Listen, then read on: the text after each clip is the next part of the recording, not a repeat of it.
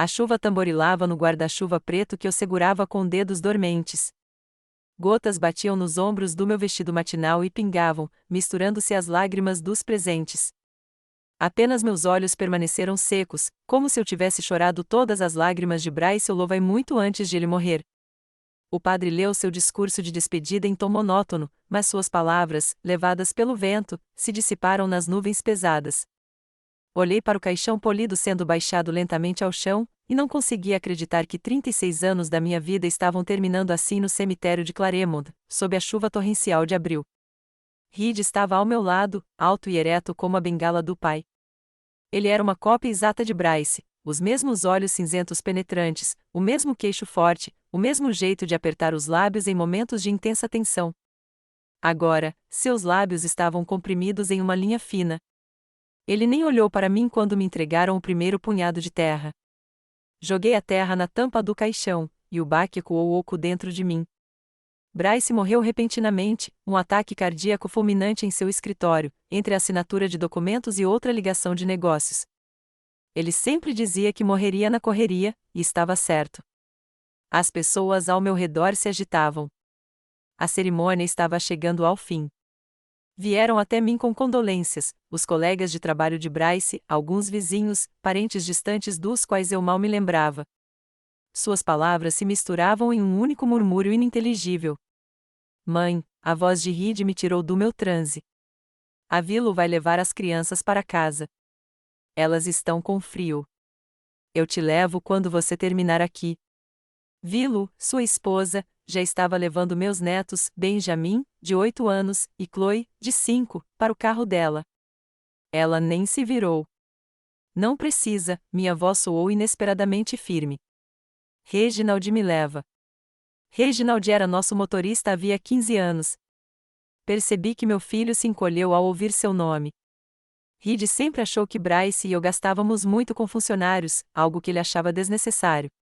Como quiser, ele deu de ombros e foi em direção ao seu carro, um SUV preto que eu sabia que ele ainda estava pagando o empréstimo, apesar do apoio financeiro contínuo de seu pai. Quando os últimos presentes no funeral partiram, fiquei sozinha no cemitério. A chuva tinha aumentado, mas eu não me importava. Olhei para o monte de terra recém-amontoado e pensei em como uma viúva aflita devia se sentir. Dor, desespero, medo do futuro.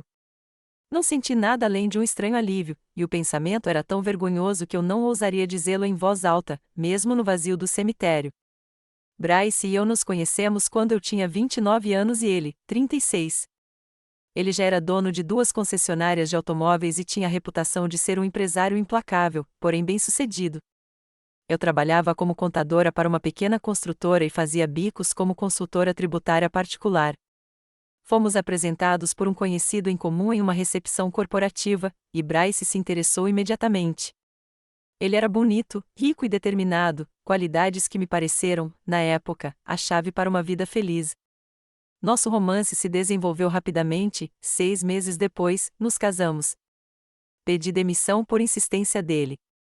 A esposa de Bryce Holloway não deveria contar com o dinheiro dos outros, disse ele, e me dediquei integralmente a criar conforto em nossa casa.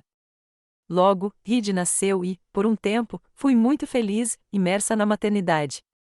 Mas, aos poucos, comecei a notar o que eu havia ignorado durante o nosso caso: a natureza autoritária de Bryce, seu desejo de controlar todos os aspectos da nossa vida familiar, das decisões financeiras à cor das cortinas da sala.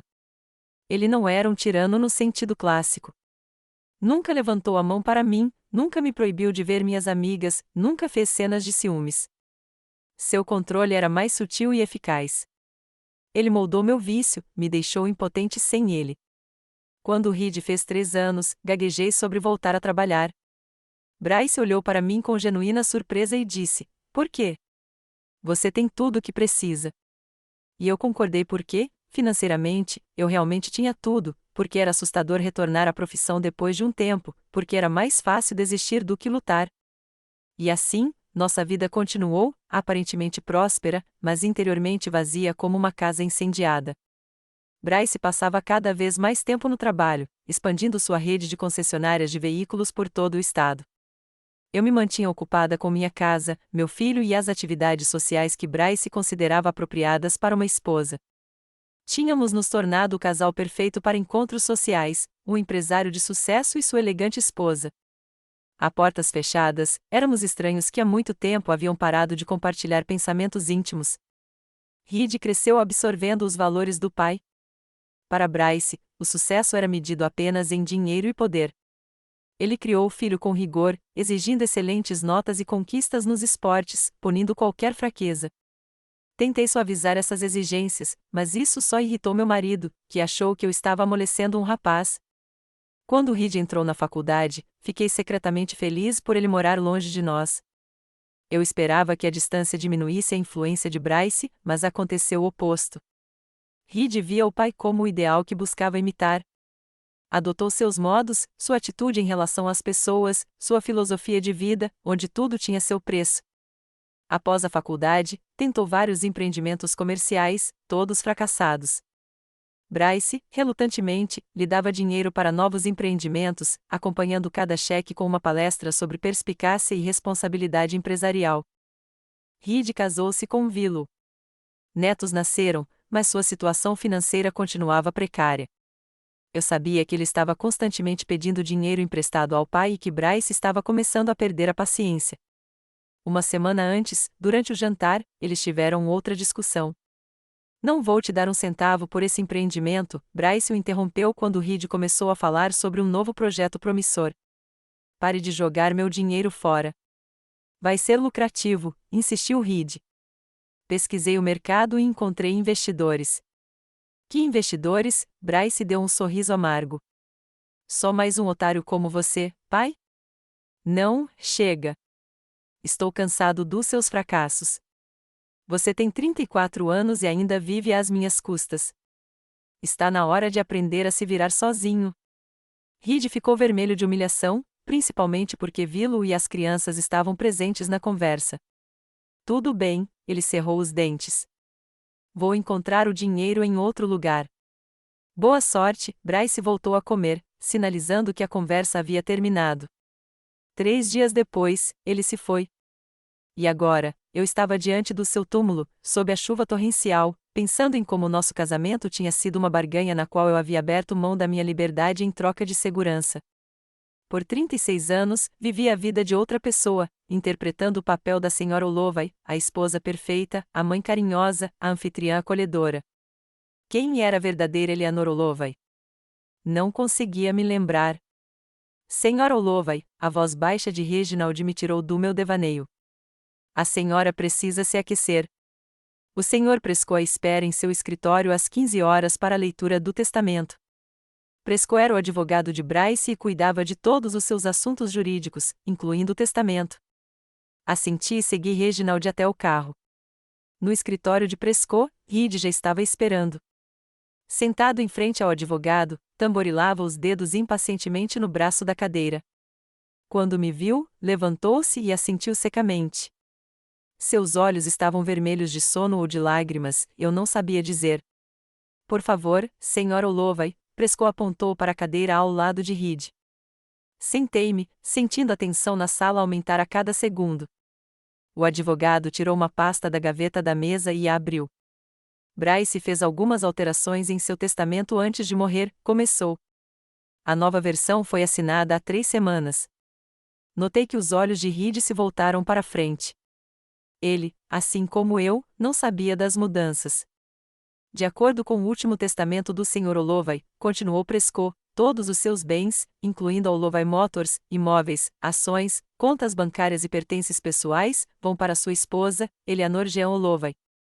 As palavras do advogado pairaram no ar. Olhei para ele, sem perceber o que ele acabará de dizer. Todo o patrimônio? Eu? O quê? Reed se levantou de um salto. Houve algum tipo de engano.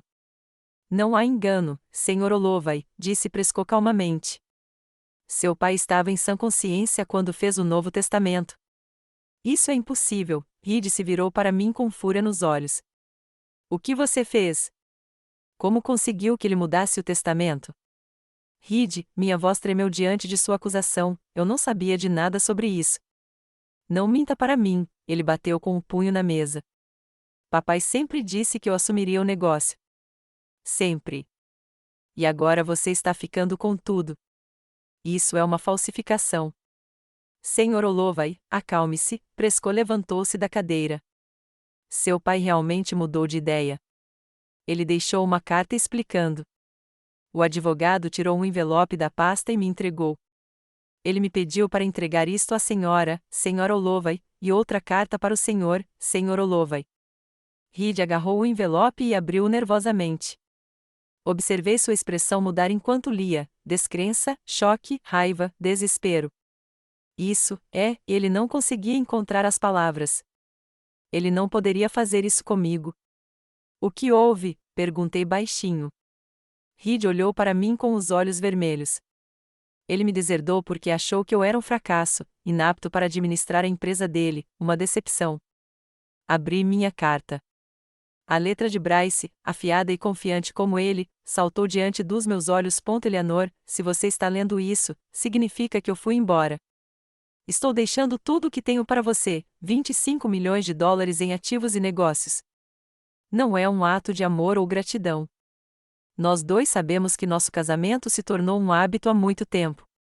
Esta é uma decisão de negócios. Não posso confiar a empresa ao Reed. Ele não está pronto. Provavelmente nunca estará. Você sempre foi mais inteligente do que fingia ser, Ellie. Eu sei que há uma mente pragmática por trás da máscara de esposa submissa. Use-a, faça com o meu dinheiro o que eu não pude. Invista-o com sabedoria, não o desperdice em projetos duvidosos como Reed faria. Não o deixe manipular você. Não dê um centavo a ele até que ele prove que é digno. Essa é a minha última lição para ele. Sinto muito por tudo, Bryce. Dobrei a carta e olhei para cima. Reed estava parado na janela, curvado como se um peso insuportável tivesse sido colocado sobre seus ombros. Aos 34 anos, ele parecia destruído.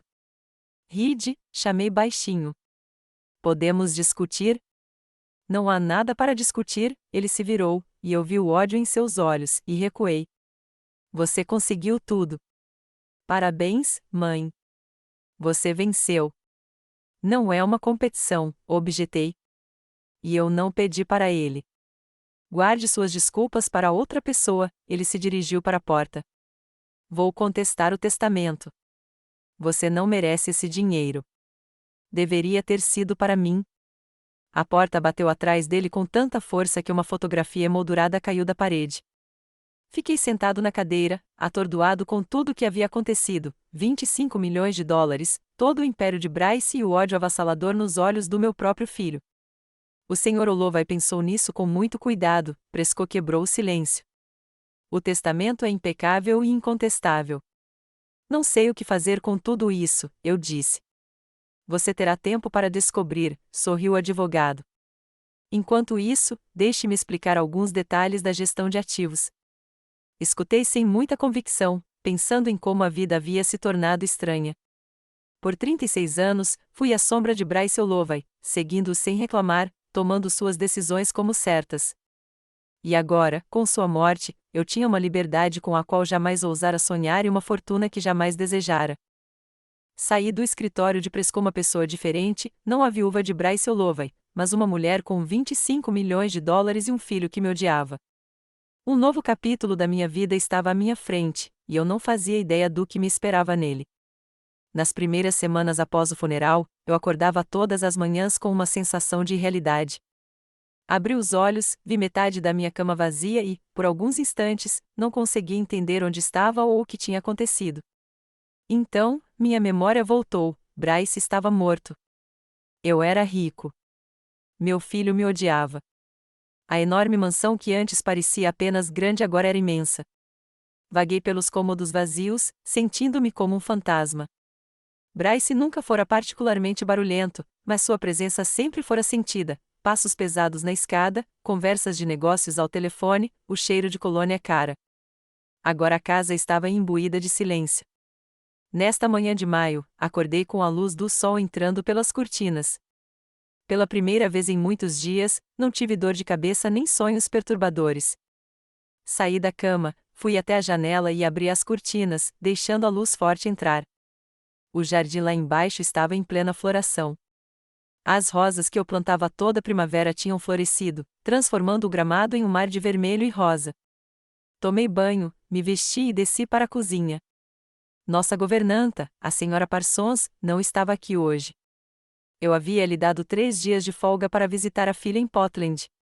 Pela primeira vez em muito tempo, eu estava completamente sozinha em casa e, de repente, fiquei aliviada. Ninguém estava de olho na minha agenda, me pressionando com o café da manhã ou me lembrando de compromissos e obrigações. Preparei um café, tostei algumas torradas e fui para o terraço com meu café da manhã. Era uma manhã linda, quente, com uma brisa leve que trazia o perfume do jardim florido. Uma estranha sensação de liberdade me invadiu. Eu podia fazer qualquer coisa. Eu podia ir embora. Eu podia ficar. Eu podia vender esta casa. Eu podia contratar 10 jardineiros. Ou eu podia aprender jardinagem sozinha. A escolha era minha. Pela primeira vez em 36 anos, pude tomar decisões sem olhar para Bryce, sem calcular sua reação, sem medo de decepcioná-lo ou irritá-lo. A resolução veio de repente. Voltei para casa, peguei meu laptop e abri o mecanismo de busca. Viagem pelo Mediterrâneo, digitei e apertei Enter. A tela se encheu de imagens de mares azuis, casas brancas no topo de penhascos, ruínas antigas e mercados exóticos. O Mediterrâneo era um sonho que eu acalentava desde a minha juventude. Quando era estudante universitário, planejei uma viagem à Grécia e à Itália, economizei dinheiro e estudei italiano. Mas depois tive que abandonar a escola para cuidar da minha mãe doente. E depois que ela morreu, mergulhei de cabeça no trabalho, tentando pagar as contas médicas. Depois, veio Bryce, uma vida de luxo onde viajar era comum, mas apenas as viagens que ele planejava, viagens de negócios, resorts de luxo onde toda a cúpula da indústria automobilística se reunia com suas famílias. Nada de ruínas, nada de pequenas vilas de pescadores, nada de liberdade. Agora eu podia colocar minhas viagens em dia. Passei algumas horas pesquisando itinerários e hotéis, fazendo um plano provisório: Atenas, Santorini, Costa Amalfitana, Sicília, Barcelona. A lista cresceu, e com ela, a empolgação. Eu me senti como uma garota planejando uma escapada. A campainha tocou, me tirando do meu devaneio. Reed estava parado na porta com uma expressão sombria no rosto. "Posso entrar?" perguntou sem dizer oi. Recuei silenciosamente, deixando-o entrar. Ele entrou na sala de estar, olhando ao redor do cômodo como se avaliasse seu valor. "Como vai?" perguntei para iniciar uma conversa. "Tudo bem", ele sorriu. "Meu pai morreu, deixando toda a sua fortuna para uma mulher que nem o amava de verdade, e eu fiquei sem um tostão. Não tem nada melhor do que isso." O golpe foi certeiro, mas não deixei que ele percebesse o quanto me machucava. "Não vou discutir meus sentimentos pelo seu pai", disse calmamente. "Se veio discutir, é melhor ir embora." "Não", ele mudou de tom de repente. "Vim me desculpar. Errei em te acusar. Não foi sua culpa." Olhei para ele, incrédula. Essa mudança repentina foi abrupta demais. "O que você quer, Reed?" Ele afundou na cadeira e passou a mão pelos cabelos, como Bryce fazia quando estava cansado. "Mãe, estou desesperado", admitiu. "Eu tinha hipotecado a casa para um projeto que havia contado ao papai. Estava contando com o investimento dele. Agora o banco está ameaçando executar a hipoteca da casa se eu não pagar em um mês." "Quanto?" perguntei. 200 mil", ele me olhou suplicante. "Sei que é muito dinheiro, mas não é grande coisa para você agora. Para mim, é um teto sobre a minha cabeça. Um teto sobre a cabeça dos seus netos." Foi isso, a primeira menção às crianças. Eu sabia que era só o começo. "Vilo está pirando de preocupação", continuou ele. "Benjamin e Chloe não sabem o que está acontecendo, mas conseguem sentir a tensão. Não posso dizer a eles que podemos ficar sem um lar." "Por que você não está tentando conseguir um emprego?" perguntei. Reed me olhou como se eu fosse louco. "Que tipo de trabalho?" "Sou um empresário, não um empregado." "Você nunca administrou um negócio de sucesso", lembrei-o. "E você também não." Ele se levantou de um salto, o rosto contorcido de raiva. "Primeiro meu pai, agora você." Você sempre achou que eu era um fracasso.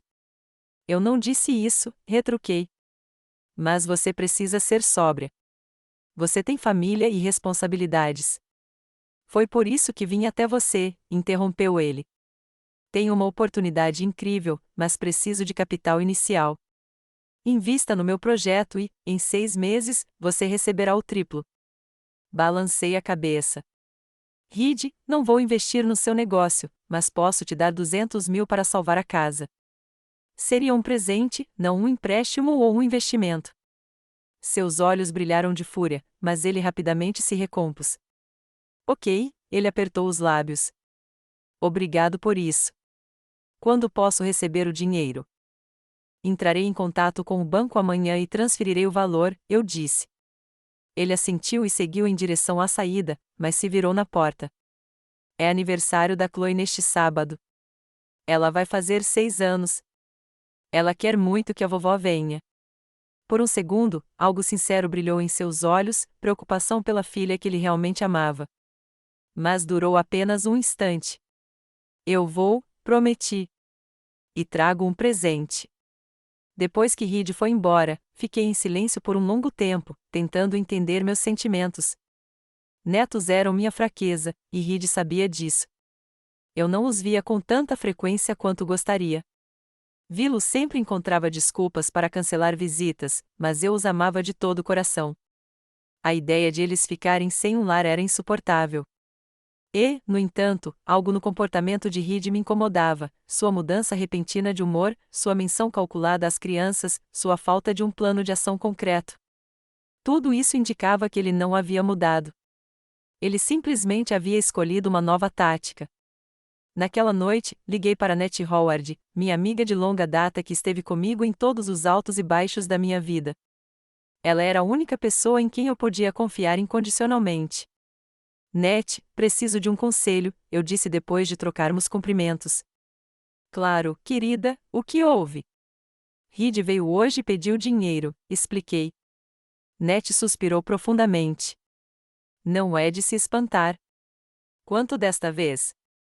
200 mil para salvar a casa do banco, e ele também deu a entender que pretende investir em algum projeto.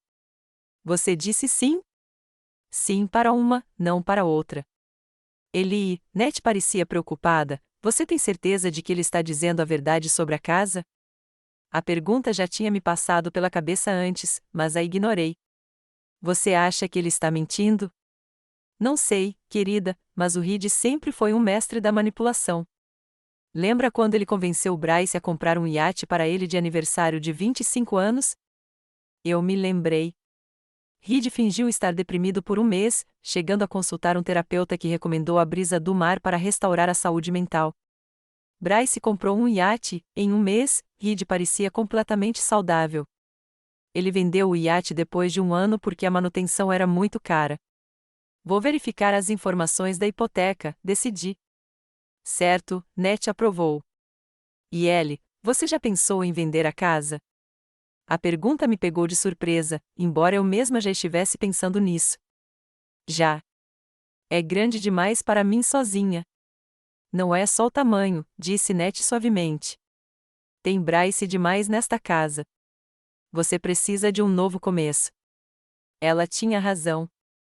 Cada canto da mansão me lembrava Bryce, seu escritório com a coleção de charutos, a biblioteca com as poltronas de couro onde ele gostava de ler à noite, o quarto que sempre foi seu território, mesmo quando dormíamos juntos. Vou pensar sobre isso, prometi. E mais uma coisa, acrescentou Net. Agora você tem a oportunidade de realizar seu sonho. Não adie. Depois de conversar com a Net, voltei para o computador e marquei uma viagem à Grécia e à Itália para o início de julho, dali a 1 mês e meio.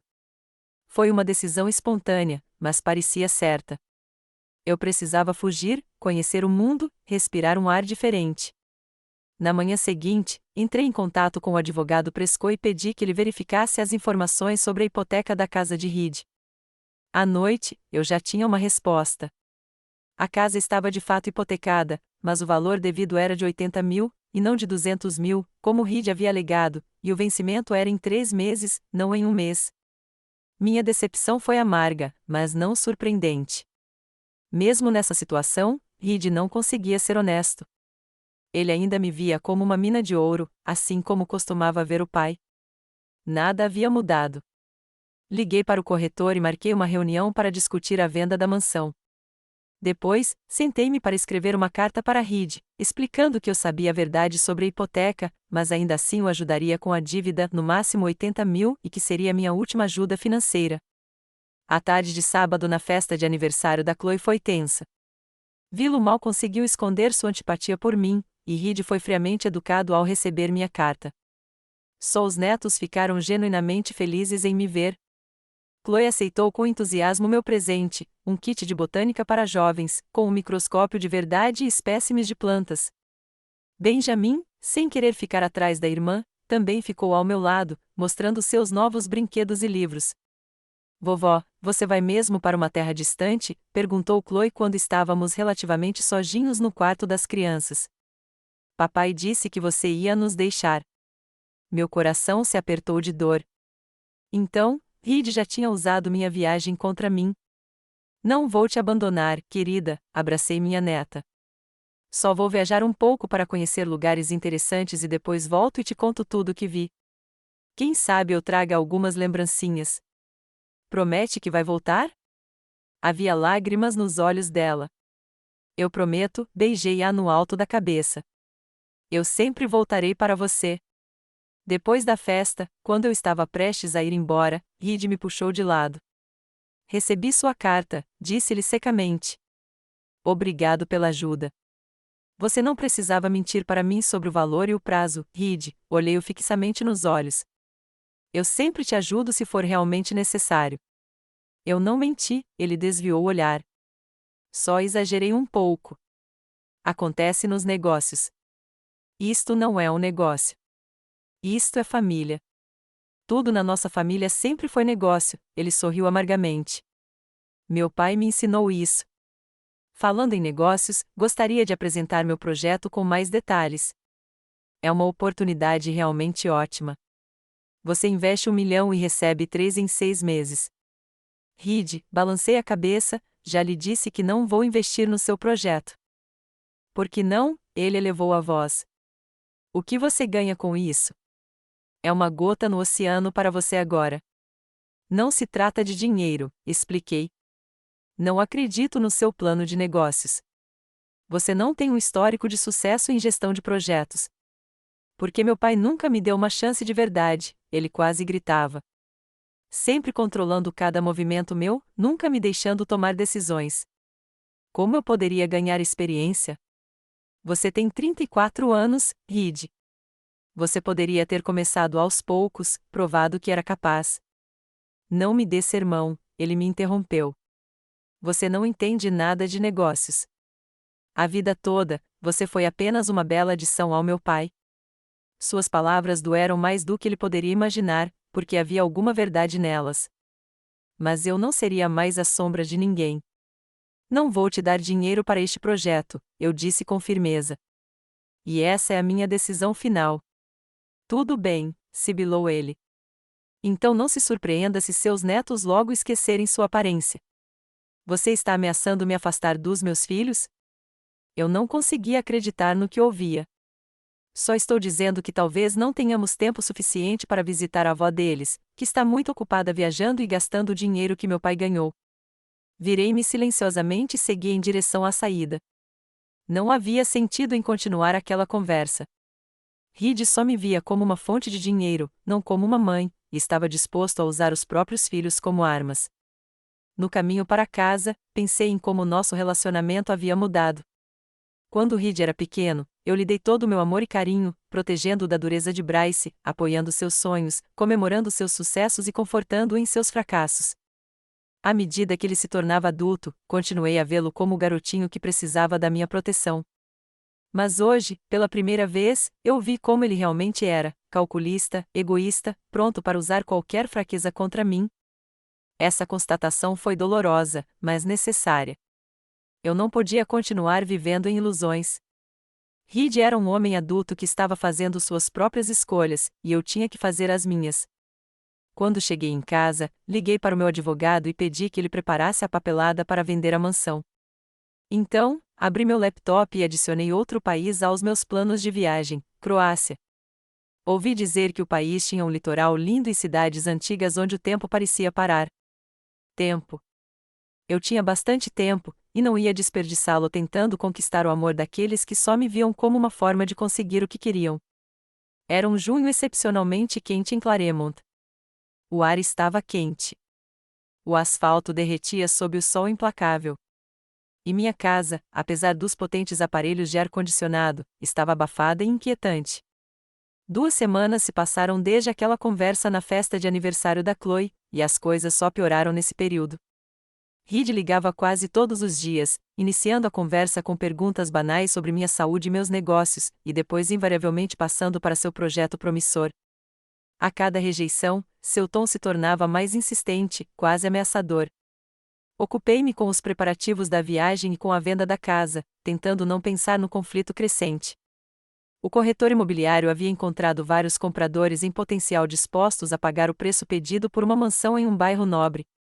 Comecei a separar meus pertences, decidindo o que levaria para minha nova vida e o que deixaria para trás: fotos, livros, recordações. Tudo passou pelas minhas mãos, fazendo-me recordar momentos do passado. Algumas lembranças eram amargas, outras inesperadamente calorosas. Encontrei meu antigo caderno de desenho, um hobby que havia abandonado logo depois de me casar porque Bryce achava que era perda de tempo. Agora, olhei para aqueles esboços e pensei em quanta alegria eu havia perdido ao abrir mão dos meus hobbies para ter a aprovação dele. Um dia desses, enquanto eu arrumava meu armário do segundo andar, o telefone tocou. Era o número do Reed. Hesitei, mas atendi. Mãe, sua voz soou tensa, precisamos conversar pessoalmente, não por telefone. Sobre o quê, Reed? Eu já sabia a resposta, mas perguntei mesmo assim. Sobre o meu projeto. Tenho alguns dados novos que podem lhe interessar. E quero me desculpar pelo meu comportamento na festa de aniversário da Chloe. O pedido de desculpas foi inesperado. Talvez ele estivesse realmente arrependido. Talvez eu devesse ter lhe dado uma chance de se explicar. Certo, concordei. Quando você quer me encontrar? Hoje à noite, às 19 horas, no Blue Oyster, disse ele, citando o pequeno restaurante no centro da cidade onde às vezes jantávamos em família nos melhores momentos. 7 horas, confirmei e desliguei. Eu estava inquieto o dia todo. Algo na voz de Reed era inquietante, muita tensão, pouca sinceridade.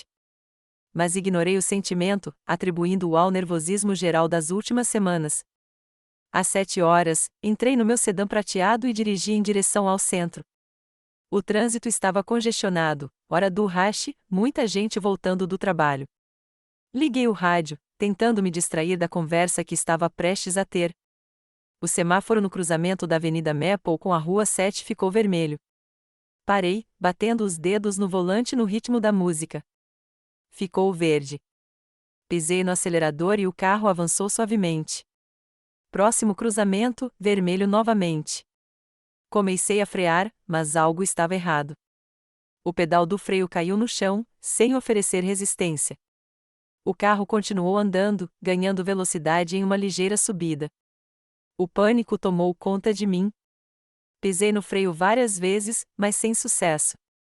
À minha frente, havia um cruzamento movimentado com tráfego intenso. Desesperado, puxei o freio de mão bruscamente. O carro desviou, mas a velocidade diminuiu apenas um pouco.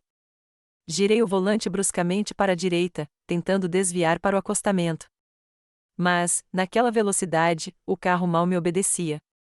O cantar dos pneus, os gritos dos transeuntes, as buzinas dos carros, tudo se fundia em uma cacofonia de terror. Meu sedã entrou no cruzamento em alta velocidade em um sinal vermelho. Vi um enorme SUV preto vindo em minha direção pela esquerda. A última coisa de que me lembrava era o som ensurdecedor do impacto, o tilintar de vidro quebrado e a dor aguda que perfurou meu corpo inteiro. Então, a escuridão se instalou. A consciência retornou lentamente, aos poucos. Primeiro, vieram os sons, o bip do equipamento médico, vozes abafadas, o farfalhar de passos no linóleo. Depois, a dor, surda, penetrante, latejante em diferentes partes do corpo. E, finalmente, a luz, turva, anormalmente brilhante, atingindo meus olhos, mesmo através das pálpebras fechadas. Tentei me mexer, mas meu corpo não me ouvia. Tentei falar, mas apenas um leve coachar escapou da minha garganta seca. Ela está acordando, uma voz feminina, desconhecida, ansiosa. Passos rápidos, dedos frios no meu pulso, medindo meu pulso.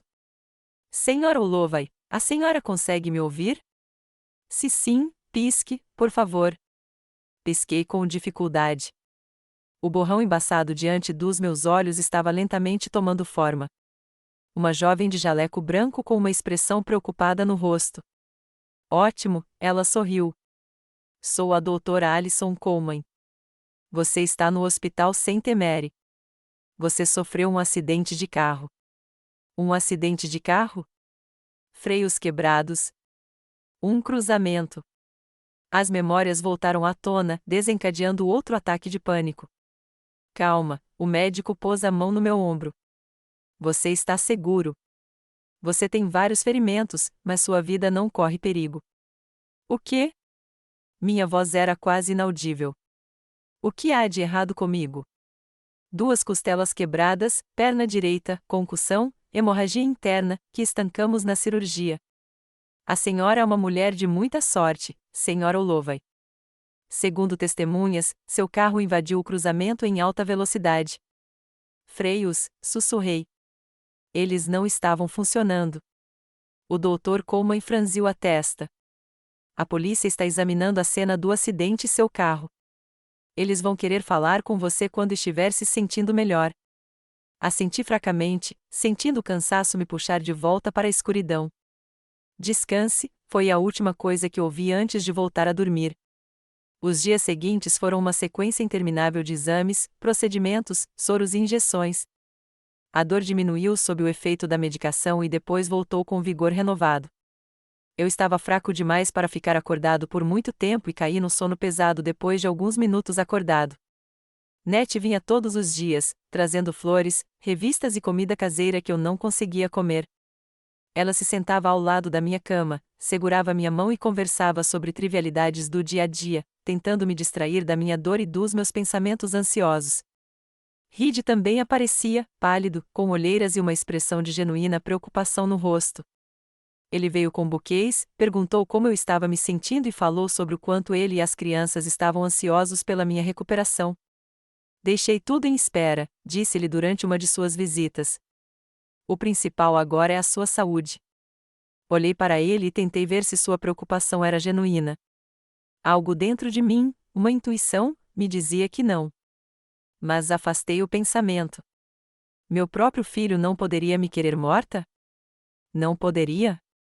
No 5º dia após o acidente, a polícia veio me visitar. Um detetive mais velho e cansado chamado Harris e seu jovem parceiro, cujo nome eu não lembrava. Senhora Holloway, começou Harris após algumas perguntas formais sobre meu bem-estar, examinamos seu carro. O sistema de freio estava danificado. Alguém cortou a mangueira do freio.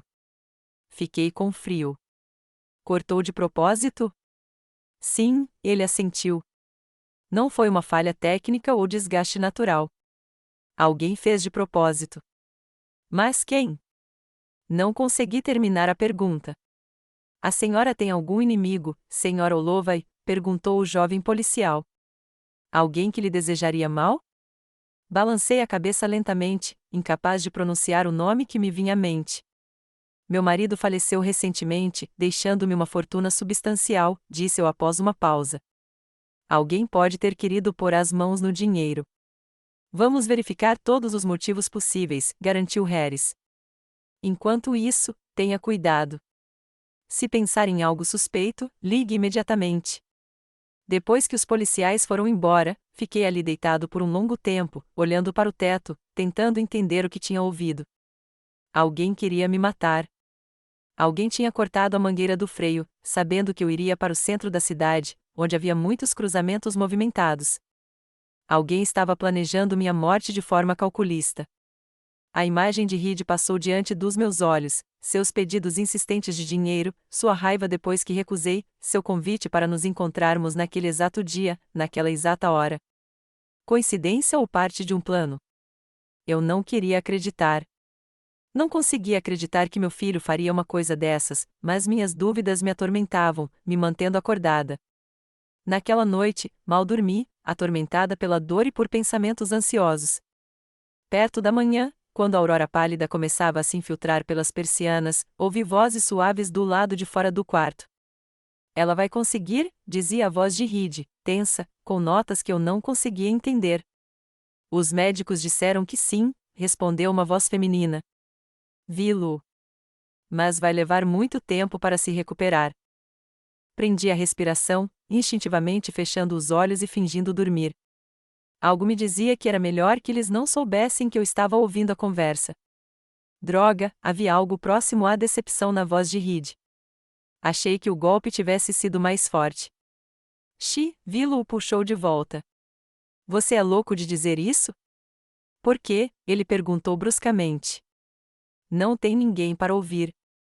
Ela está sedada. Fiquei imóvel, com medo de soltar um suspiro. Meu coração batia tão forte que pensei que eles conseguiriam ouvi-lo. Reed, a voz de Vilo tinha um tom preocupado. Você não teve nada a ver com isso, teve? Houve uma longa pausa. Quase pude vê-lo desviar o olhar, como sempre fazia quando estava prestes a mentir. Claro que não, respondeu ele finalmente. Eu não sou louco. Mas você acabou de dizer. Estou muito chateado porque ela nunca me deu o dinheiro para o projeto. Agora, com os ferimentos dela, o projeto está definitivamente parado por tempo indeterminado. Você só pensa em dinheiro, suspirou Vilo. Sua mãe quase morreu. Você não entende, sua voz ficou tensa novamente. Preciso desse dinheiro. Estamos endividados até o pescoço. Os cobradores já estão ligando todos os dias. O quê? Vilo parecia assustada. Que cobradores de dívidas? Você disse que estava tudo sob controle. Estava tudo sob controle, ele soou histérico. O plano era perfeito. Ela investiria no projeto. Eu pagaria as dívidas. E depois, a voz de Vilo tremeu. O que você fez, Reed? Eu não fiz nada, ele quase gritava. Pare de me interrogar. Quieta, Vilo sibilou. Você vai acordar ela e o andar inteiro. Vamos sair daqui. Precisamos ter uma conversa séria. Os passos deles ecoaram pelo corredor, e as vozes se calaram. Abri os olhos, com lágrimas escorrendo pelo rosto. Então, era ele. Meu próprio filho tentará me matar por dinheiro. A dor de perceber esse fato foi mais aguda do que todos os ferimentos físicos que sofri no acidente. O filho que eu carregava no coração, aquele que eu criei, amei e protegi, me queria morto. Era insuportável. Chorei até minhas lágrimas secarem. E então caí num estranho torpor. A tristeza se transformou em raiva e depois em fria determinação. Se Reed era capaz disso, então ele não era mais meu filho, e eu garantiria que ele respondesse por seu crime. Perto da noite daquele dia, Nete chegou. Ela olhou para o meu rosto e percebeu que algo estava errado. O que foi, Ellie? Ela se sentou na beira da cama e pegou minha mão. Foi o Reed, eu disse baixinho. Ele danificou os freios. Nete congelou, sem soltar minha mão. Tem certeza? Eu o ouvi falando com a Vilo. Ele não disse isso diretamente, mas sim, tenho certeza. Jesus, sussurrou Nete. O que você vai fazer? Olhei-a nos olhos. Prove que ele é culpado e faça justiça. Mas como? Você não tem provas diretas. Então eu tenho que encontrá-lo, eu disse com firmeza. E você vai me ajudar. Um plano começou a se formar na minha cabeça, claro, deliberado, implacável. Reed pensava que eu era uma velha fraca e indefesa, fácil de se livrar. Ele estava redondamente enganado. Se ele herdou a perspicácia empresarial de Bryce, eu herdei a vontade férrea de Bryce e a capacidade de esperar o momento certo. Precisamos de um detetive particular, eu disse a Nete. Alguém que não tenha ligação com a polícia, mas que tenha experiência nesse tipo de coisa. Alguém em quem possamos confiar. Nete pensou por um momento. Meu sobrinho, Jeremy. Ele era policial e agora trabalha como investigador particular. Ele é confiável. Entre em contato com ele, pedi. Diga que é urgente e confidencial. Ned assentiu. O que exatamente você quer dele? Tudo, respondi. Provas de que Reed danificou meu carro, informações sobre suas dívidas, seus movimentos no dia do acidente, qualquer coisa que pudesse ligá-lo ao atentado contra minha vida e a polícia. Ned franziu a testa. Você vai contar a eles? Ainda não. Eu balancei a cabeça. Preciso de provas concretas primeiro. Não quero que ele saia impune. Quero que ele receba o que merece. Havia tanta fúria fria em minha voz que Ned se encolheu. Eli. Ela apertou minha mão. Eu entendo sua raiva, mas não deixe que ela te consuma. Não estou procurando vingança, Ned. Eu me opus. Estou em busca de justiça. Ele tentou me matar. Ele deve responder de acordo com a lei? Ned me encarou por um longo momento e então assentiu lentamente. Ligarei para o Jeremy hoje à noite. Depois que ela foi embora, fiquei deitado no silêncio do quarto do hospital, olhando pela janela para o pôr do sol. A vida que eu conhecia tinha acabado. À frente havia outro. Sem um filho que perdi, não em um acidente de carro, mas muito antes. Quando ele decidiu que minha vida valia menos do que o dinheiro que ele poderia ganhar depois que eu morresse. Foi doloroso. Tão doloroso que às vezes eu engasgava com essa dor. Mas por trás da dor surgiu uma estranha clareza. Eu não era mais a sombra de Bryce. Não é mais apenas a mãe de Reed. Eu era Elaine Olovay, uma mulher que sobreviveu contra a vontade de outra pessoa e agora iria lutar por sua vida e liberdade. No dia seguinte, Reed veio visitá-lo novamente. Olhei para ele, para seu rosto preocupado, para as flores em suas mãos, para o gesto carinhoso com que ele ajustou meu travesseiro, e vi um estranho. A máscara do meu filho escondia um estranho que planejava minha morte a sangue frio. Como você está se sentindo hoje, mãe? Ele perguntou, sentando-se ao lado da cama. Melhorar? Obriguei-me a sorrir. O médico diz que estou melhorando. Isso é maravilhoso. Ele sorriu de volta, mas seus olhos permaneceram frios. Estávamos todos muito preocupados. As crianças continuam perguntando sobre você. Eles fazem? Fingi estar emocionado. Diga a eles que a vovó ficará boa em breve. Ele assentiu e então fez uma pausa, como se estivesse organizando seus pensamentos. Mãe, a polícia veio até mim com perguntas sobre seu acidente. Dizem que alguém danificou os freios de propósito. Observei sua reação cuidadosamente, procurando por sinais de nervosismo ou culpa. Mas ele estava calmo. Calmo demais para um homem que descobriu que sua mãe quase foi vítima de um crime. Sim, foi o que me disseram, respondi neutramente. Você tem alguma ideia de quem pode ter feito isso? Havia pura curiosidade acadêmica em sua voz. Não, menti.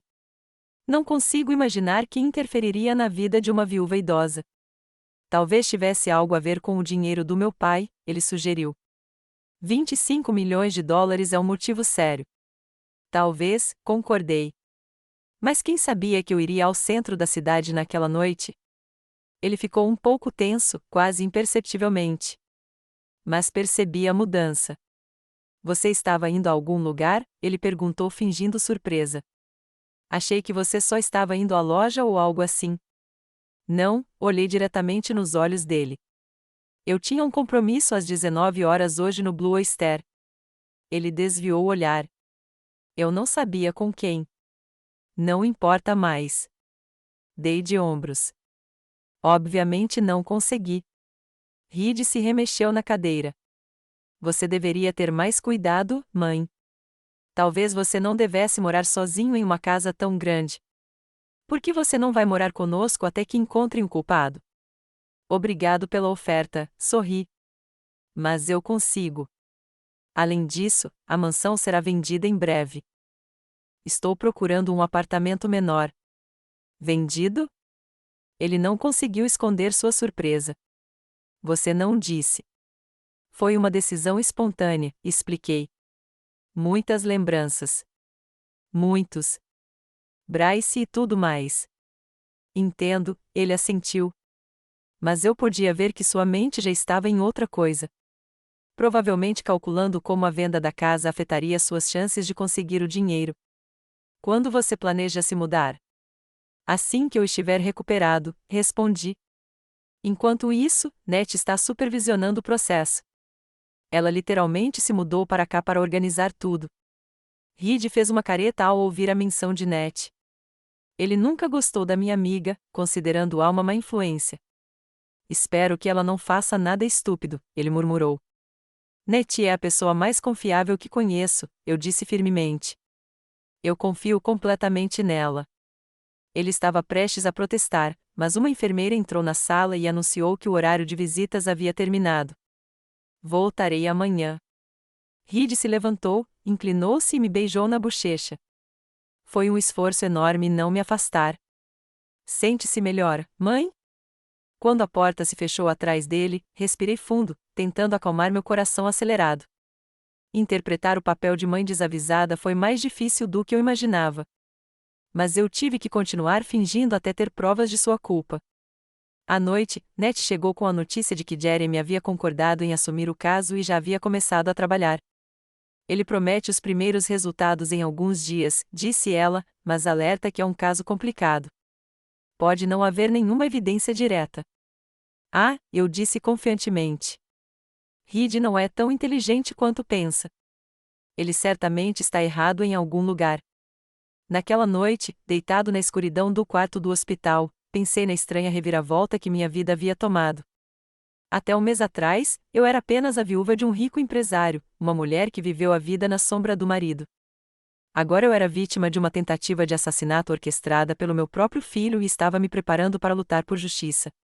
O estranho é que eu não sentia medo, apenas determinação. Reed tinha feito sua escolha. Agora era minha vez de fazer a minha e escolhi a verdade, não importa o quão amarga ela fosse.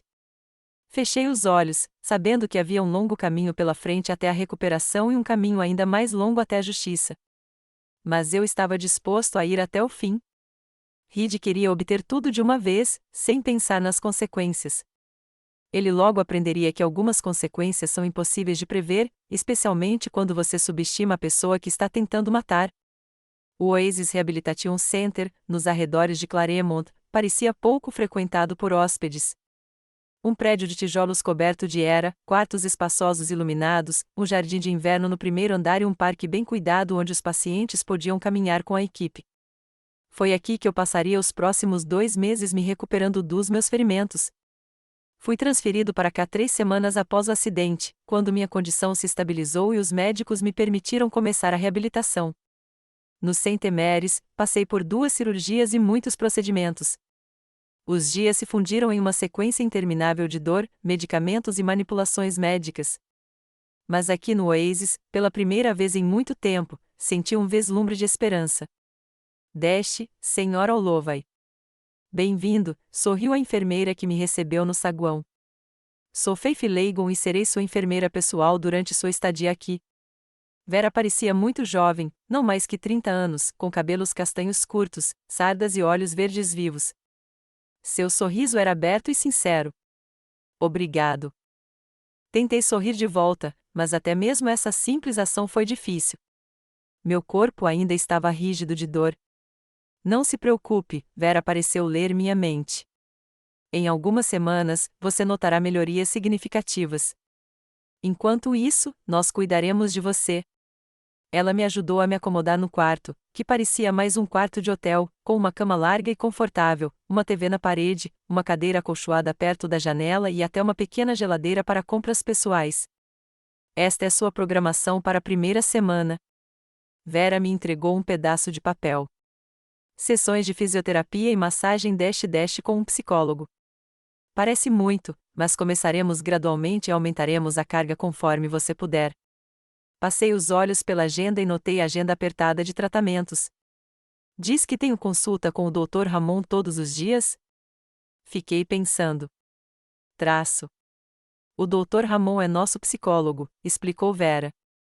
Após eventos traumáticos, não apenas a reabilitação física é importante, mas também emocional. Se ele soubesse o quão traumático foi meu evento, pensei, mas disse em voz alta: Eu entendo. Obrigada, Vera. Ela sorriu novamente.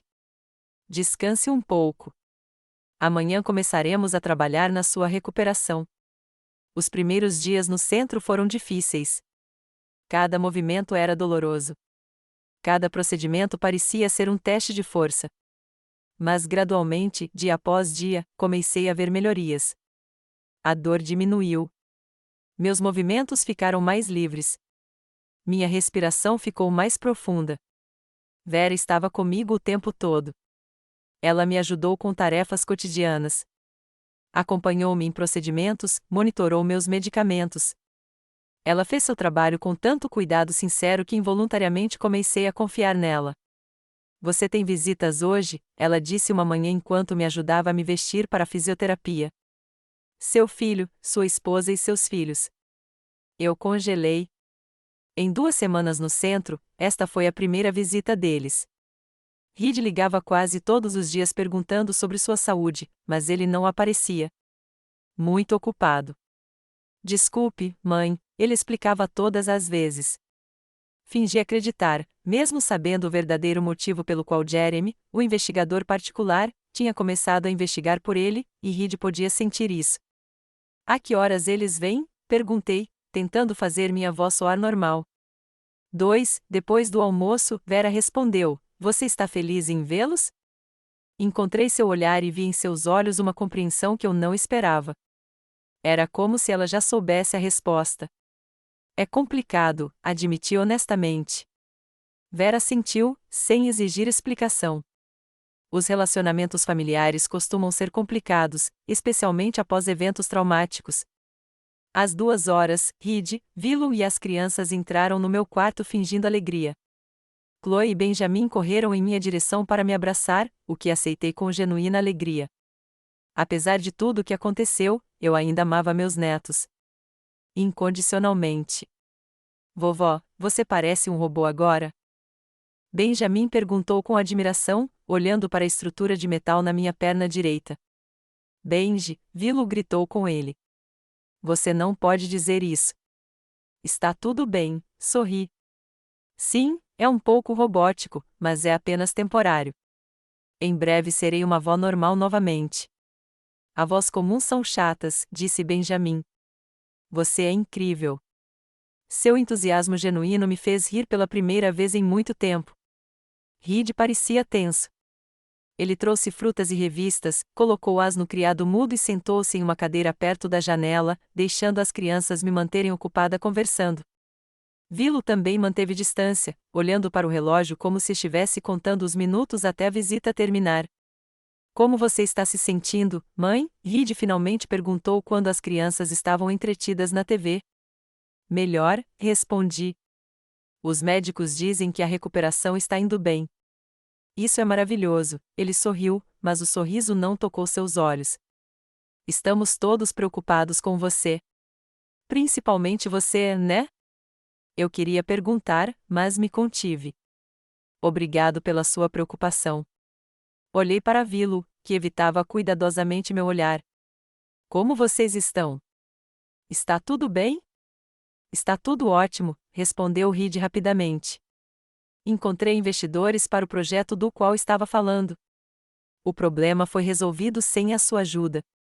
A última frase foi dita com uma reprovação quase imperceptível. Bom para você. Eu assenti.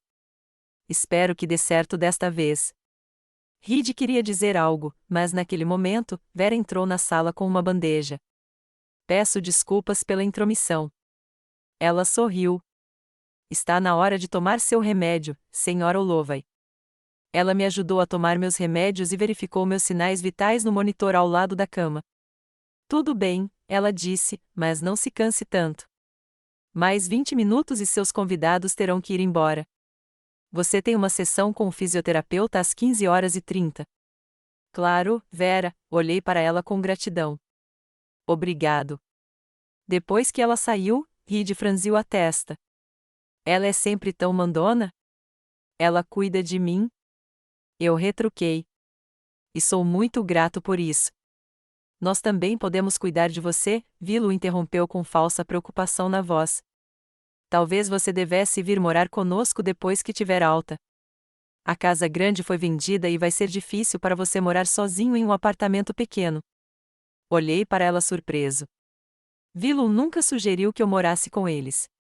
Pelo contrário, ela sempre encontrou motivos para limitar nossa socialização. Obrigado pela oferta. Tentei fazer com que minha avó soasse genuinamente grata, mas já encontrei um apartamento adequado com elevador e todas as comodidades para uma pessoa com mobilidade limitada temporariamente, até que eu esteja totalmente recuperada. Pena que Vilo não pareceu chateada. As crianças adorariam ver você todos os dias. Visitarei-os com frequência, prometi, olhando para os netos, ainda entretidos no desenho animado na TV. Assim que eu estiver de pé novamente. O resto da visita passou em um silêncio constrangedor, interrompido apenas pelos comentários das crianças sobre o que estava acontecendo na tela. Quando Faith voltou para lembrá-los de que o horário de visita havia acabado, Reed e Vilo pareceram francamente aliviados. Bem, volte sempre, prometeu Reed, despedindo-se. Melhoras, mãe. Depois que eles foram embora, recostei-me nos travesseiros, sentindo-me estranhamente vazio. Essas pessoas eram minha família e, ainda assim, eram completas estranhas. Reed, que antes era meu filho pequeno, agora era o homem que tentou me matar. Vilo, que nunca gostou muito de mim, agora era cúmplice de seu crime, ainda que sem querer. Somente os netos permaneceram sinceros. Mas quanto tempo isso duraria sob a influência dos pais? Uma visita difícil? Vera voltou para me ajudar a me preparar para a fisioterapia. Perceptível. Eu sorri fracamente. Observação profissional. Ela me ajudou a subir na cadeira de rodas. Você gostaria de conversar sobre isso? Olhei para ela, uma jovem mulher com olhos gentis e um rosto aberto. Por algum motivo, eu queria contar a verdade a ela. Toda a verdade, nua e crua. Mas era muito cedo. Talvez mais tarde, respondi. É uma história longa e nada divertida. Não tenho pressa. Vera me levou pelo corredor até o consultório do fisioterapeuta. E você sabe, às vezes é mais fácil falar com um estranho do que com seus entes queridos. Ela estava certa. E ao longo das semanas seguintes, lentamente comecei a me abrir para ela. Não de uma vez, mas aos poucos, testando suas reações, sua capacidade de ouvir sem julgamentos. Contei ela sobre Bryce, sobre nosso casamento, sobre os anos que passei na sombra de um marido autoritário, sobre Reed e suas constantes exigências de dinheiro, sobre o testamento e a reação do meu filho a ele. Mas fiquei quieto sobre o envolvimento dele no acidente, não por desconfiança em Vera, mas por medo de colocá-la em perigo, arrastando-a muito profundamente para a história. Vera ouviu atentamente, sem interromper, sem julgar. Às vezes fazendo perguntas que me faziam pensar. Você já fez algo só para você, Eleanor? Ela perguntou um dia quando estávamos sentados no jardim de inverno depois dos meus exercícios.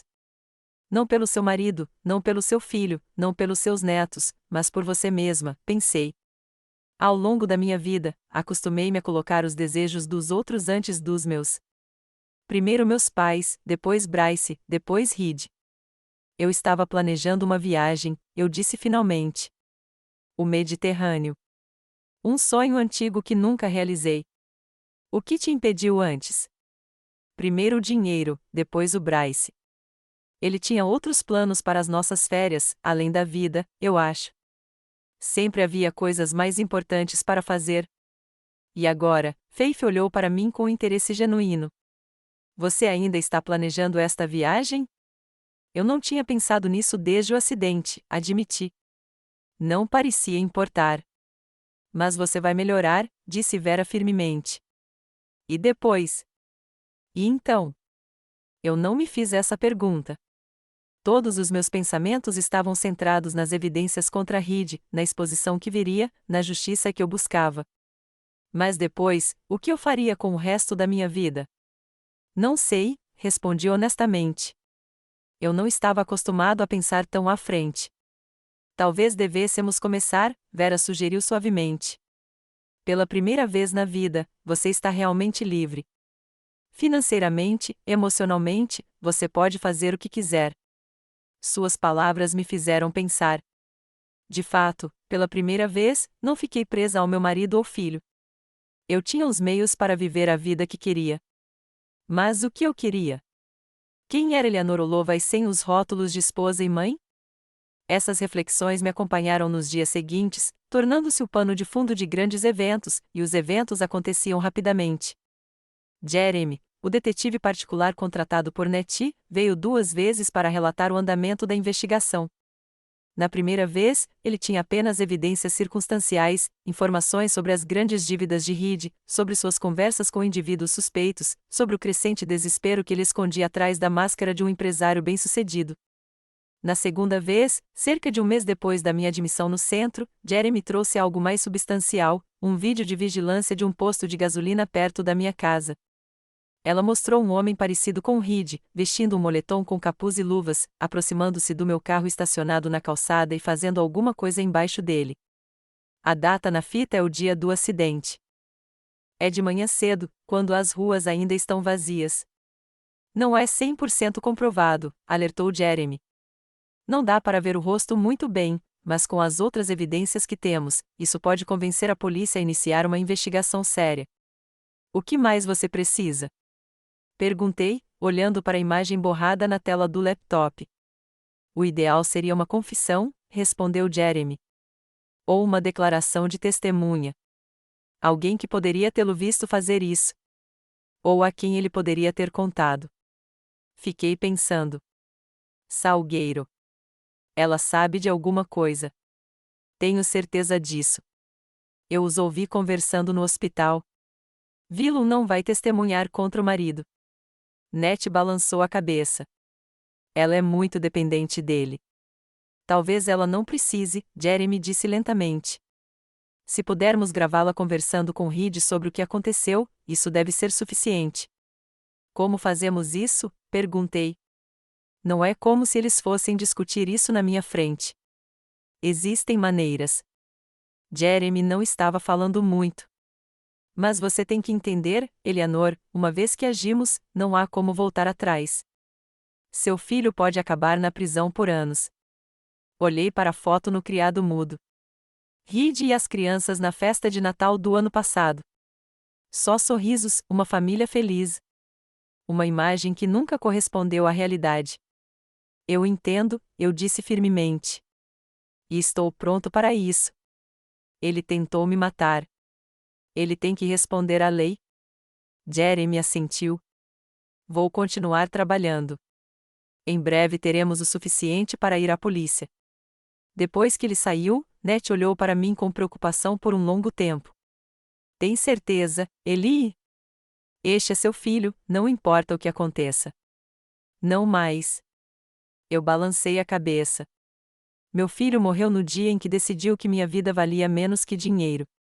As palavras doeram, mas eram verdadeiras. Eu estava de luto por Reed. Não o homem que ele havia se tornado, mas a criança que eu amava incondicionalmente. Aquele menino não existia mais. Naquela mesma noite, Faith me encontrou em lágrimas. Eu não chorava desde o dia em que descobri o envolvimento de Reed no acidente, mas agora algo se quebrou dentro de mim, e a emoção explodiu. Eleanor Dash. Ela sentou-se ao meu lado e pegou minha mão delicadamente. O que aconteceu? E então contei ela tudo sobre a conversa que ouvi sobre Jeremy, sobre as evidências, sobre minha exposição iminente. As palavras saíram como se uma represa tivesse rompido. Não consegui parar até dizer tudo o que estava me atormentando nos últimos meses. Vera ouviu sem interromper, apenas apertando minha mão ocasionalmente para me apoiar. Quando terminei, ela ficou em silêncio por um longo tempo, pensando no que eu tinha ouvido. Você é uma mulher muito forte, Eleanor, ela disse finalmente. Nem todos conseguiriam passar por isso e manter a sanidade. Às vezes sinto que estou perdendo o controle, admiti. Como não pude perceber que meu próprio filho havia se transformado em um homem assim? Você não é culpada pelas escolhas dele, disse Vera firmemente. Você lhe deu amor, cuidado e oportunidades. O que ele fez com isso foi responsabilidade dele, não sua. Suas palavras foram como uma bomba em uma ferida aberta. Durante toda a minha vida me senti culpada, não sendo uma esposa boa o suficiente para Bryce, nem uma mãe atenciosa o suficiente para Reed, como se todos os seus defeitos e fracassos fossem resultados dos meus erros. Você sabe o que eu vejo quando olho para você, continuou Vera. Uma mulher que passou a vida se doando aos outros sem sequer receber gratidão em troca. Uma mulher que sacrificou seus sonhos pelas ambições de outra pessoa. Uma mulher que se deixou manipular por medo de perder o amor daqueles que nunca a amaram verdadeiramente. Suas palavras eram dolorosamente precisas. O que devo fazer agora? Perguntei baixinho. Comece a viver para si mesmo. Vera respondeu simplesmente, não por egoísmo, mas por respeito próprio. Você merece felicidade, Eleanor. A verdadeira felicidade não depende da aprovação dos outros. Não consegui dormir por muito tempo naquela noite, pensando nas palavras de Vera. Durante toda a minha vida, busquei a aprovação primeiro dos meus pais, depois de Bryce e depois de Reed. Eu vivia com medo constante de decepcioná-los, de não corresponder às suas expectativas. E o que recebi em troca? Um marido que me via como uma extensão de sua imagem, como um empresário de sucesso. Um filho que valorizava apenas minha carteira, não a mim. Era hora de acabar com esse ciclo vicioso. Era hora de começar a me valorizar não como esposa, mãe ou avó de alguém, mas como uma pessoa independente, com seus próprios desejos, sonhos e direito à felicidade. Acordei esta manhã com a cabeça limpa e uma nova determinação. Pela primeira vez em muito tempo, senti não apenas raiva e dor, mas também esperança. Espero que depois de todo esse pesadelo, uma nova vida me aguarde. Uma que eu escolheria para mim sem levar em conta as expectativas das outras pessoas. Peguei o caderno e a caneta que Nete tinha me dado no criado mudo e comecei a escrever. Não é um plano de vingança, nem uma lista de acusações contra Reed, mas uma lista de desejos. Tudo o que eu queria fazer, ver e vivenciar nessa nova vida. A viagem ao Mediterrâneo foi apenas o começo. Depois vieram as aulas de arte, que abandonei depois que me casei.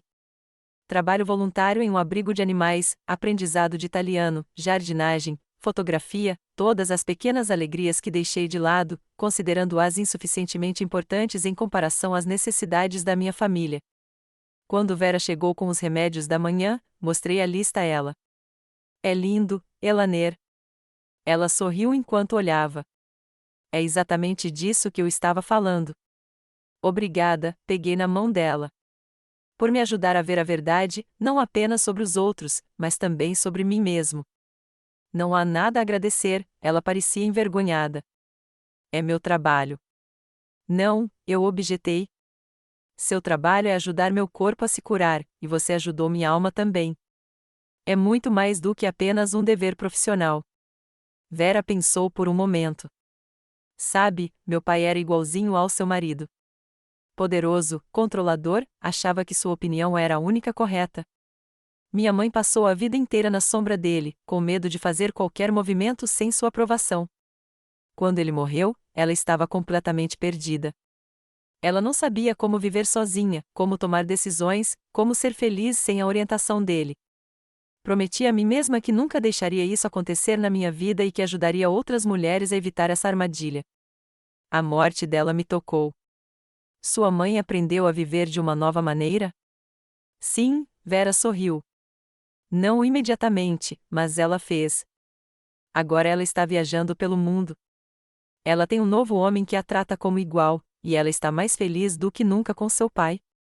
Nunca é tarde para começar a viver para si mesma, Eleanor. Nunca é tarde demais. Essas palavras se tornaram meu lema nas semanas de reabilitação que se seguiram. Cada exercício, cada procedimento, cada pequeno passo em direção à recuperação, eu fiz pensando no futuro, não no passado. Não ri de sua traição, mas o que estava por vir. Fisicamente, eu ficava mais forte a cada dia. Ossos quebrados sararam, feridas sararam, a dor diminuiu. Comecei a andar com a ajuda de um andador em vez de uma bengala. Cada conquista foi uma pequena vitória. Cada passo era prova de que a vida continua apesar de tudo. Emocionalmente, a jornada foi mais difícil. A dor da traição não desapareceu, mas se transformou. Eu não me sentia mais como uma vítima, mas sim como uma sobrevivente, uma pessoa que atravessou o fogo e sobreviveu. Isso dava uma estranha sensação de poder, não vingativo, nem destrutivo, mas criativo. Um poder para construir uma nova vida, não para destruir a antiga. Jeremy continuou seu trabalho, reunindo evidências do envolvimento de Reed no acidente. Ned ajudou a vender a casa e a encontrar um novo apartamento. A fé me apoiou na luta diária para reconstruir. E pouco a pouco, passo a passo, eu estava retornando a uma vida não a que eu tinha antes, mas uma nova que eu estava criando sozinho. Uma vida na qual eu não era a sombra de outra pessoa, mas uma pessoa completa, com meus próprios desejos, necessidades e direito à felicidade. Eu estava pronto para lutar por essa nova vida e pela justiça que fazia parte da jornada. No início de setembro, eu estava forte o suficiente para deixar o centro de reabilitação. Minha perna direita ainda doía de tanto caminhar por longos períodos, mas a bengala tinha se tornado mais um hábito do que uma necessidade. Os ferimentos internos foram curados, deixando apenas cicatrizes, físicas e emocionais. Mudei-me para um apartamento novo, espaçoso e iluminado, no terceiro andar de um prédio moderno, com elevador e segurança 24 horas. Nada aqui me lembrava do passado. Não a mansão onde vivi com Bryce por 20 anos. Não era a vida que eu levava antes do acidente. O apartamento era um símbolo de um novo começo, uma nova vida. O dia em que eu deveria me encontrar com o detetive Harris para apresentar formalmente as evidências contra Reed. Acordei ao amanhecer. O sono não vinha. Meus pensamentos giram em torno da conversa que está por vir. Não que eu duvidasse da minha decisão. Não, eu estava determinado a seguir em frente. Mas o pensamento de que hoje não só viraria a minha vida de cabeça para baixo, mas também a vida dos meus netos era pesado. A delegacia me recebeu com um frio e oficial silêncio. O detetive Harris, que eu havia entrevistado no hospital, me conduziu ao seu escritório, uma sala pequena com o mínimo de móveis e o máximo de papéis preenchendo todas as superfícies horizontais. É bom vê-la com boa saúde, Sra. Holloway. Ele apontou para a cadeira em frente à sua mesa. Você disse que tinha informações sobre seu acidente. Sim. Sentei-me e coloquei a pasta de documentos que Jeremy havia coletado no meu colo. E não é apenas informação, é evidência. Comecei com a história de como ouvi Reed e vi-lo conversando no hospital, depois passei para meus motivos, os problemas financeiros de Reed, suas tentativas desesperadas de conseguir dinheiro, sua raiva pela minha recusa em financiar seu projeto. Harris ouviu atentamente, sem interromper, apenas ocasionalmente fazendo anotações em seu caderno. Seu rosto permaneceu impassível, mas pude ver simpatia em seus olhos. Você ouviu algo mais do que uma conversa? Ele perguntou quando terminei. Algo mais tangível? Abri a pasta e peguei o relatório de Jeremy junto com fotos e uma cópia do vídeo do posto de gasolina. Este é o relatório do investigador particular que contratei. Há gravações das conversas de Reed, evidências de sua dívida e desespero e, o mais importante, um vídeo mostrando danificando meu carro na manhã do acidente. 3 dias depois da minha visita à polícia, Reed foi preso. A notícia chegou até mim por meio de Nettie, que a ouviu de Jeremy. Eu estava sentado na minha nova sala de estar, olhando pela janela para o parque de outono, quando o telefone tocou. Eles o pegaram. A voz de Ned soou tensa. Esta manhã, em seu escritório, Jeremy diz que há evidências mais do que suficientes. Eles até encontraram as ferramentas que ele usou para cortar a mangueira do freio com suas impressões digitais. Fechei os olhos tentando compreender essa notícia. A imagem de Reed sendo levado para fora do escritório algemado na frente de seus colegas de trabalho era dolorosa, apesar de tudo o que ele havia feito. As semanas seguintes se transformaram em uma série interminável de reuniões com a polícia, promotores e advogados de defesa. Testemunhei, assinei documentos e respondi às mesmas perguntas repetidas vezes. O caso contra Reed ficava mais forte a cada dia.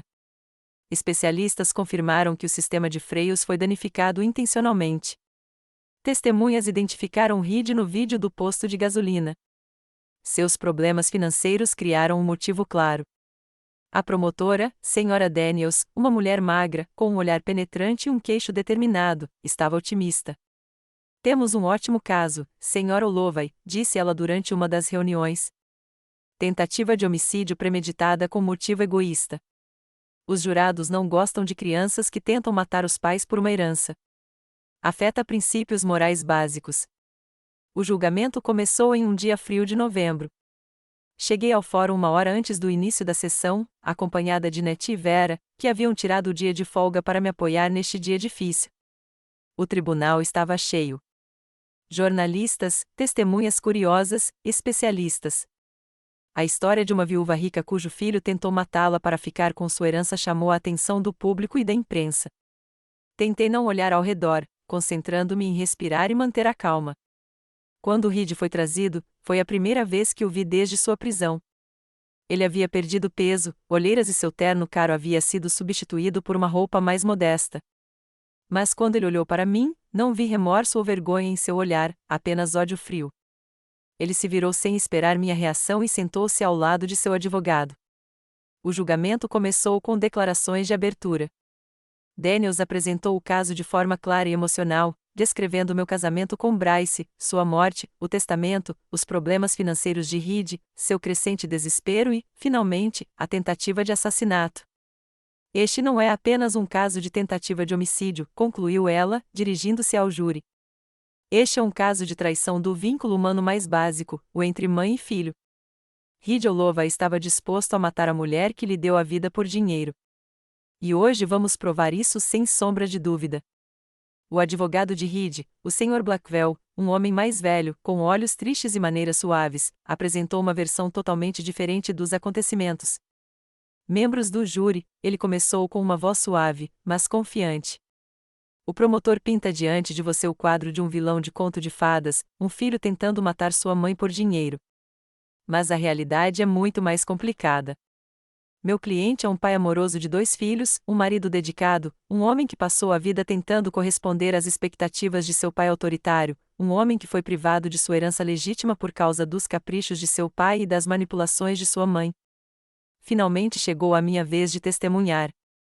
Subi ao banco das testemunhas, apoiei-me na minha bengala, jurei dizer a verdade e preparei-me para o teste mais difícil de todos. Daniels me guiou gentilmente pelo testemunho, permitindo-me contar a história com minhas próprias palavras. Falei sobre nossa família, sobre Bryce, sobre sua decisão de deixar toda sua fortuna para mim, sobre a reação de Reed, sobre seus pedidos de dinheiro, sobre minha recusa em financiar seu projeto. O que aconteceu no dia do acidente? Daniels perguntou. Reed me ligou de manhã e eu atendi. Ele disse que queria se encontrar no restaurante Blue Oyster às 19 horas para discutir seu projeto. Eu concordei. Quando dirigi para a reunião, meus freios falharam no cruzamento. Lembro-me do impacto e depois da escuridão. O que você ouviu enquanto estava no hospital? Eu estava semiconsciente quando ouvi Reed e sua esposa conversando do lado de fora da sala. Ele estava falando. Respirei fundo para reunir forças.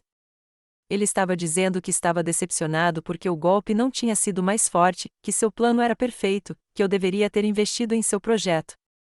Para que ele pudesse pagar suas dívidas. Foi a vez de Blackwell. Ele se aproximou do banco das testemunhas com uma expressão de simpatia no rosto que não se refletia em seus olhos frios. Dash, Sr. Olovai, digam-me, é verdade que depois de receber a herança, vocês imediatamente começaram a gastar dinheiro, venderam a casa da família, planejaram uma viagem e compraram um novo apartamento? Sim. Não vi sentido em negar. Comecei uma nova vida. Uma nova vida, ele repetiu com pressão. Sem o filho, você deserdou. Conveniente, não é? Objeção. Daniels interveio. O conselho está tentando difamar a testemunha. Sustentado. O juiz assentiu. Traço. Sr. Blackwell. Aviso final. Blackwell mudou de tática. Sra. Olovai, a senhora afirma ter ouvido seu filho e a esposa conversando no hospital, mas, de acordo com os relatórios médicos, a senhora estava sob a influência de analgésicos e sedativos potentes.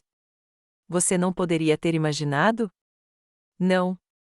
Eu balancei a cabeça.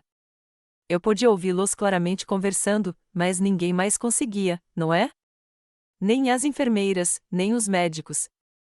Eles não estavam por perto. Muito conveniente, Blackwell disse novamente. E depois dessa conversa, você imediatamente contratou um investigador particular para encontrar evidências contra seu filho. Não imediatamente, objetei. Depois de um tempo, quando consegui pensar no que ouvi, o julgamento durou 2 semanas. Todos os dias eu ia ao tribunal, ouvia os depoimentos, observava Reed, que parecia cada vez mais tenso, e o júri cujos rostos permaneciam impenetráveis. Finalmente chegou o dia dos argumentos finais. Daniel falou de traição, de cálculo, da crueldade do crime. Você tem diante de si um homem que estava disposto a matar a própria mãe por dinheiro, concluiu ela. Um homem que planejou cuidadosamente o crime e danificou o sistema de freios, sabendo que isso causaria um acidente, possivelmente fatal. Um homem que, após uma tentativa frustrada, não demonstrou um pingo de remorso, apenas decepção pelo fracasso de seu plano. Essa pessoa merece ser punida com todo o rigor da lei. Após os discursos de encerramento, o júri se retirou para chegar a um veredito. O peso era agonizante. Sentei-me no tribunal entre Nettie e Vera, observando o relógio contando os minutos. Eles estão deliberando há muito tempo, disse Nettie inquietamente após 3 horas de espera. Isso é um bom ou mau sinal? Não sei, respondi honestamente. Eu só quero que isso acabe logo. Faith apertou minha mão. Aconteça o que acontecer, você fez o melhor que pôde. A verdade está do seu lado. Depois de mais 1 hora, fomos convidados a voltar para o tribunal. O júri retornou com o veredito. A sala congelou quando o capataz se levantou do assento. Reed se endireitou, seu rosto pálido, mas determinado. Fiquei sentado, imóvel, sentindo meu coração batendo em algum lugar na garganta. Sobre a acusação de tentativa de homicídio em 1º grau, o capataz disse: o júri considera o réu, Reed Bryce Holloway, culpado. Uma onda de sussurros percorreu a sala. Fechei os olhos, sentindo não triunfo, mas uma estranha desolação. Foi o fim da minha antiga vida, o fim das ilusões sobre a família que eu nunca tive. Quando abri meus olhos, Reed estava olhando diretamente para mim. Havia tanto ódio em seu olhar que recuei involuntariamente. Era o olhar de um homem para quem eu não era mais mãe. Eu era apenas um obstáculo para o dinheiro que ele achava que era seu por direito. O juiz anunciou a data da sentença e encerrou a audiência. Reed foi conduzido para fora do tribunal. A última coisa que vi foram suas costas retas e os ombros caídos de vilo, que o seguiu sem olhar para mim. Ao sair do tribunal, dei de cara com um grupo de repórteres. Flashes de câmeras, microfones, perguntas gritadas de todos os lados. Era demais. Senhora Holloway, o que você acha do veredito? Você acha que é uma punição justa para seu filho? O que você dirá aos seus netos? Você algum dia o perdoará? Nettie e Faith tentaram me proteger dos repórteres intrusivos, mas eu parei e levantei a mão, pedindo silêncio. Não tenho comentários a fazer, eu disse firmemente. Não há vencedores esta noite, apenas perdedores. Por favor, respeite minha privacidade e a da minha família. 1 semana depois, a sentença foi proferida. Eu estava de volta ao tribunal ouvindo novamente os discursos da acusação e da defesa, olhando novamente para Reed, que não parecia mais tenso, mas simplesmente devastado. O juiz falou sobre a gravidade do crime, sobre premeditação, sobre violação dos mais básicos padrões morais. Por fim, ele pronunciou a sentença de 15 anos de prisão com possibilidade de liberdade condicional após cumprir 10 anos. Reed não demonstrou emoção ao ouvir a frase, apenas fechou os olhos por um momento, como se aceitasse o inevitável. Depois ele foi levado embora, e nunca mais o vi naquele dia. Havia uma carta de Vilo me esperando em casa, o primeiro contato que tive desde a prisão de Reed. Uma pequena nota me informando que ela e as crianças estavam deixando Claremont para ficar com os pais dela no Oregon, que ela acha que é melhor que as crianças não tenham contato comigo, que talvez com o tempo, quando as feridas cicatrizassem um pouco, poderíamos discutir sobre eu ver meus netos. Enquanto eu estava sentado na minha nova sala de estar, segurando aquela carta em minhas mãos, percebi que havia perdido não apenas meu filho, mas meus netos também, pelo menos por um tempo. Foi o preço mais amargo da justiça. Novembro em Claremont sempre foi chuvoso. Mas naquele dia, 1 ano após o julgamento de Reed, o sol de repente rompeu as nuvens, inundando meu pequeno jardim com uma luz quente. Sentei-me na varanda da minha nova casa com uma xícara de chá verde, observando as últimas folhas de outono rodopiarem no ar antes de caírem no gramado bem aparado. Esta casa em um bairro tranquilo nos arredores de Claremont se tornou meu refúgio depois de tudo que passei. 2 andares, 4 quartos, um pequeno jardim e um terraço, espaçoso o suficiente, mas sem os luxos da enorme mansão onde passei a maior parte da minha vida familiar. Estava tudo do meu gosto. Paredes de cores claras, móveis confortáveis, muitas estantes de livros e nenhum dos símbolos chamativos de riqueza que Bryce tanto gostava de exibir. Um ano atrás, quando Reed foi condenado a 15 anos de prisão, pensei que nunca me recuperaria da traição e da dor. A ferida parecia muito profunda e a perda muito significativa. Perdi não apenas meu filho, mas também meus netos, que Willow havia levado para o Oregon. Longe de sua avó tóxica, como ela mesma colocou em uma de suas últimas mensagens. Os primeiros meses após o julgamento foram os mais difíceis. Mudei-me para um apartamento, mas rapidamente percebi que um prédio não era para mim. Muitas pessoas, pouca privacidade.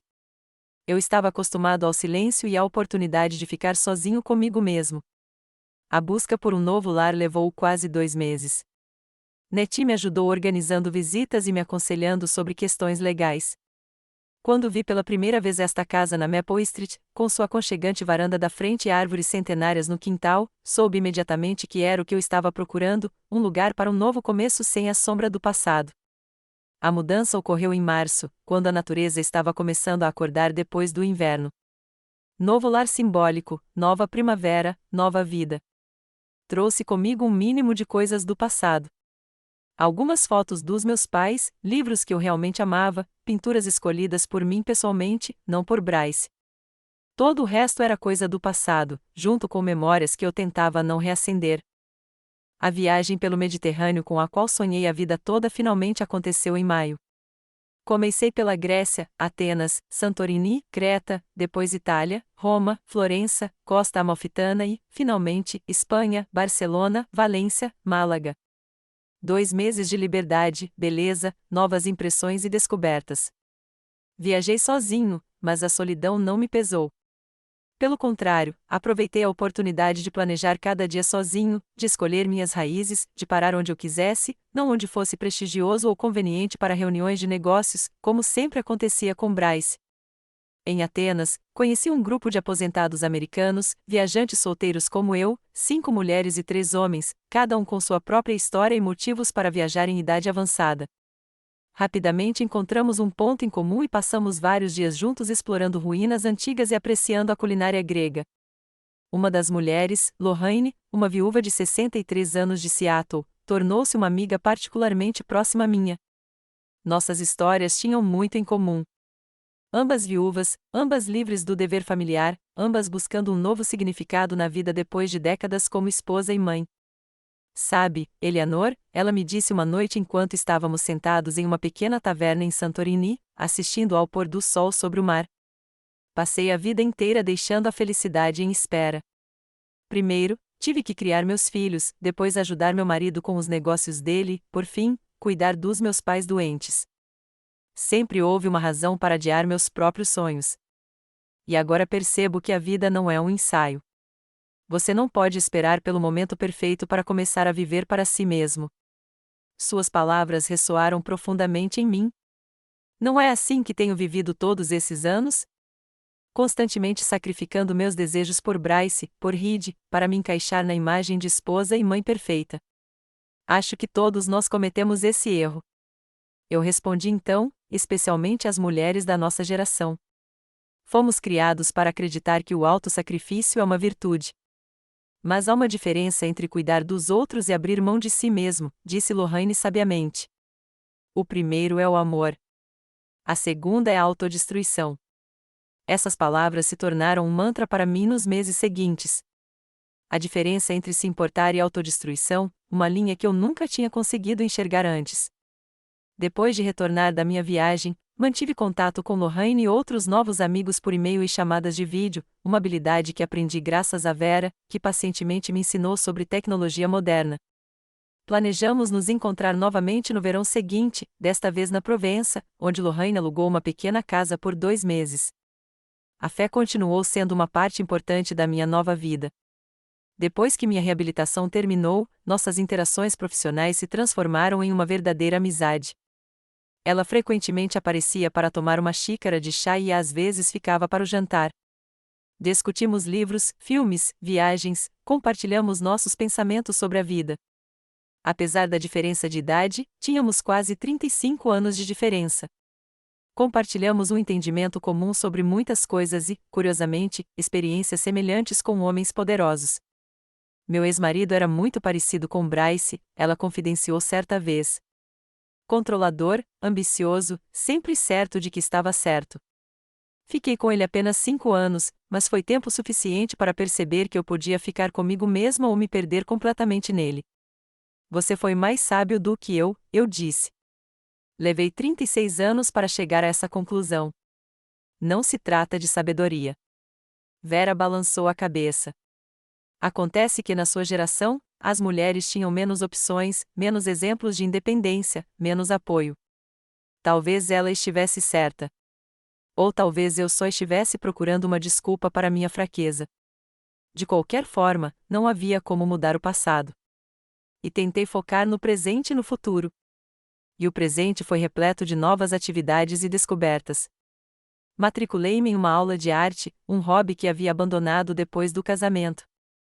Para minha surpresa, as habilidades retornaram rapidamente, e logo as paredes da minha nova casa estavam adornadas com aquarelas e paisagens em tons pastéis trazidas de viagens ou pintadas de memória. Também comecei a praticar yoga, primeiro por recomendação médica para fortalecer minhas costas e depois simplesmente porque era divertido e ajudava a clarear minha mente. 3 vezes por semana, eu frequentava aulas em um pequeno estúdio perto de casa, onde se reunia um grupo de jovens entusiasmados como eu. A questão mais desafiadora continuou sendo os netos. Benjamin e Chloe eram os únicos fios que ainda me conectavam à minha vida passada. Eu sentia falta deles todos os dias, lembrando de suas risadas, de suas perguntas, de suas mãozinhas em meus braços. Depois de meses de total falta de comunicação, decidi escrever para Vilo. Sem acusar, sem exigir nada, apenas deixando-a saber que eu amava as crianças e ficaria feliz em poder ter pelo menos contato ocasional com elas. A resposta veio inesperadamente rápida e não foi tão dura quanto eu temia.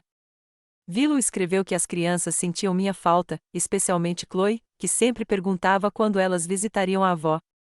Ela não estava pronta para consultas presenciais, mas ofereceu um meio-termo, videochamadas uma vez por mês, sob sua supervisão. Era melhor que nada. Nosso primeiro telefonema foi em julho, depois que voltei de uma viagem.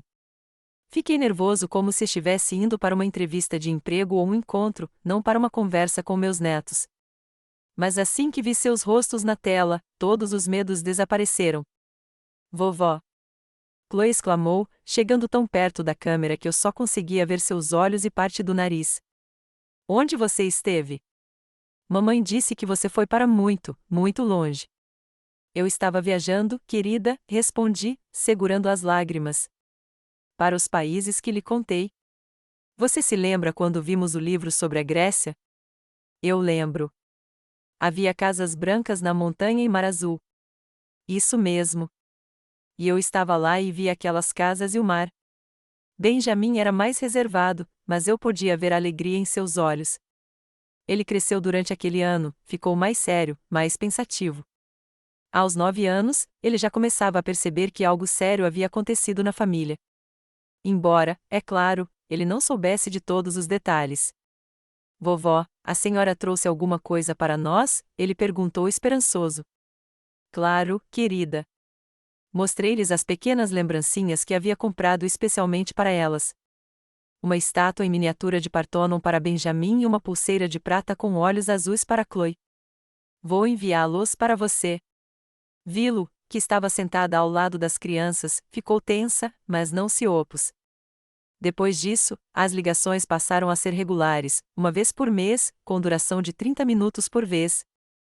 Não tantos quanto eu gostaria, mas o suficiente para manter contato, para que as crianças não se esquecessem de mim e eu pudesse ver como elas estavam crescendo. Para minha surpresa, gradualmente meu relacionamento com Vilo também começou a melhorar. Não que nos aproximamos, mas a hostilidade aberta desapareceu. Acho que longe de rir de sua influência, ela começou a ver as coisas de forma mais objetiva. Ou talvez ela simplesmente tenha se cansado do ódio e do ressentimento. De qualquer forma, foi para o melhor, especialmente para as crianças. No início do outono, quase exatamente um ano após o julgamento, chegou uma carta de Reed. Reconheci imediatamente a letra dele no envelope e levei muito tempo para abri-lo. A carta ficou na mesa da sala o dia todo enquanto eu fazia tarefas, preparava o jantar, lia um livro, sempre olhando para o retângulo branco como se ele pudesse ganhar vida de repente. À noite, servindo-me de uma taça de vinho para tomar coragem, finalmente abri o envelope.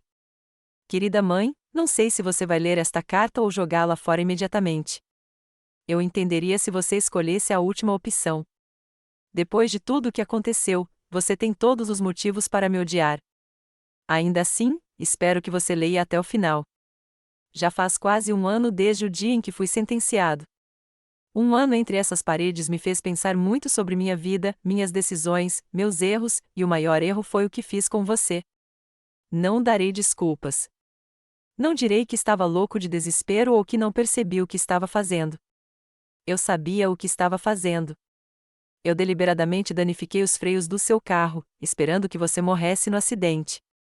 Eu estava disposto a matar minha própria mãe por dinheiro. Isso é imperdoável. E ainda assim, peço desculpas. Não porque eu esteja esperando sua compaixão ou sua ajuda, não para tornar as coisas mais fáceis para mim, mas simplesmente porque eu tenho que dizer isso. Tenho que admitir minha culpa, não apenas para a lei, mas para você. Eu destruí nossa família. Roubei dos meus filhos a avó que os amava. Eu machuquei a mulher que me deu vida e sempre cuidou de mim. Como pude me tornar um monstro? Talvez tenha sido a maneira como meu pai me criou. Talvez esteja no meu próprio caráter. Talvez seja em uma sociedade onde o sucesso é medido apenas por dinheiro e poder. Mas no final, as razões não importam. O que importa é o que eu fiz e o fato de que não posso desfazer. Não estou pedindo que você me perdoe. Não estou pedindo para você me escrever ou me visitar. Só quero que você saiba que reconheço a profundidade da minha queda e estou verdadeiramente arrependido. Espero que você tenha encontrado paz e uma nova vida depois de tudo que lhe causei. Você merece felicidade mais do que qualquer outra pessoa. Ler. Reli a carta 2 vezes tentando entender meus sentimentos. Foi uma tentativa sincera de remorso ou apenas mais uma manipulação? Reed sempre foi um mestre em palavras bonitas e gestos emocionais quando isso era vantajoso para ele. Uma parte de mim queria acreditar que ele era sincero. Queria pensar que um ano na prisão realmente o mudou, o fez reavaliar suas ações. O coração de uma mãe nunca abandona completamente seu filho, mesmo quando a razão sabe que deveria. Mas outra parte de mim, mais racional, mais protetora, me lembrou de quantas vezes Reed usou meus sentimentos contra mim. Com que facilidade ele passava do remorso à raiva se não conseguia o que queria. Como ele manipulou meu amor e minha culpa. Enquanto eu estava sentada em minha nova casa, em minha nova vida, com uma carta de um homem que estava disposto a me matar por dinheiro, percebi que tinha uma escolha. Eu poderia deixar o passado me arrastar de volta para o reino dos relacionamentos tóxicos, da dúvida, da dor, ou poderia deixá-lo ir de forma definitiva e irrevogável. Levantei-me, peguei a carta e caminhei até a lareira que acendi naquela noite por causa do primeiro frio do outono. Observei o papel escurecer no fogo, enrolar-se e virar cinzas. Junto com ela queimaram os restos da vida que eu tinha levado antes. Uma vida de auto-sacrifício, de manipulação, de desejos reprimidos. Esse gesto simbólico não trouxe nenhuma alegria, nenhum alívio especial, apenas a silenciosa percepção de que uma fase havia terminado e outra estava começando. Reed tinha feito sua escolha. Eu fiz o meu. Nossos caminhos se separaram para sempre e foi a coisa certa a fazer. Acordei na manhã seguinte com a cabeça limpa e o coração leve. Tomei café da manhã na varanda, olhando para o meu pequeno jardim, onde as folhas de bordo já estavam começando a ficar amarelas. Então liguei para Vera e a convidei para almoçar. Escrevi uma carta para Lorraine confirmando nosso encontro na Provença no próximo verão. Peguei meu caderno de esboços e esbocei uma nova paisagem, o horizonte marinho que eu tinha visto na Grécia. Ao meio-dia, a campainha tocou. Na soleira estava Nete com uma grande caixa nas mãos. Pensei em aparecer sem avisar. Ela sorriu. Espero não estar atrapalhando. Você nunca está no caminho. Abracei meu amigo. O que você tem aí? sementes e bulbos para seu jardim. Ela colocou a caixa na mesa do corredor. Tulipas, narcisos, açafrões. Se você plantá-las agora, será um mar de flores na primavera. Mas eu não entendo nada de jardinagem, admiti. Você aprenderá, disse Nete confiantemente. Não é mais difícil do que aprender a viver novamente. E você fez isso brilhantemente. Passamos o resto do dia plantando bulbos no jardim. A terra estava fria e úmida sob nossos dedos. O cheiro do outono enchia o ar, e o sol brilhava suavemente através das copas ralas das árvores. Nettie falou sobre seus planos para o inverno, sobre seus netos, sobre a nova exposição na galeria da cidade, onde havíamos decidido ir juntos na semana seguinte. Era apenas uma vida comum, simples, tranquila, sem o drama e a tensão que me acompanharam durante a maior parte das últimas décadas. E foi nessa simplicidade que finalmente encontrei o que sempre procurei, a liberdade de ser eu mesma. Naquela noite, depois que Nettie foi embora, sentei-me na varanda, admirando o pôr do sol e pensando no caminho estranho que me trouxe até ali. Sobre um casamento que foi mais uma barganha do que uma união, sobre o filho que eu amava, mas não conseguia manter longe da influência do pai dele e dos meus próprios demônios, o dinheiro que quase me custou a vida e a liberdade que só veio quando parei de me sacrificar por aqueles que não a mereciam. Quando aprendo a me valorizar como valorizo os outros. Quando percebo que minha vida me pertence e somente eu decido como vivê-la. Amanhã será um novo dia. Talvez eu ligue para meus netos, mesmo que nossa ligação regular ainda esteja a 2 semanas de distância. Talvez eu continue trabalhando na paisagem. Talvez eu comece a planejar uma nova viagem. Ou talvez eu simplesmente fique sentado no jardim observando o outono mudar de cor ao meu redor. E essa será minha escolha, minha livre escolha. Porque finalmente aos 68 anos, eu era dona do meu próprio destino. E foi a herança mais valiosa que já recebi,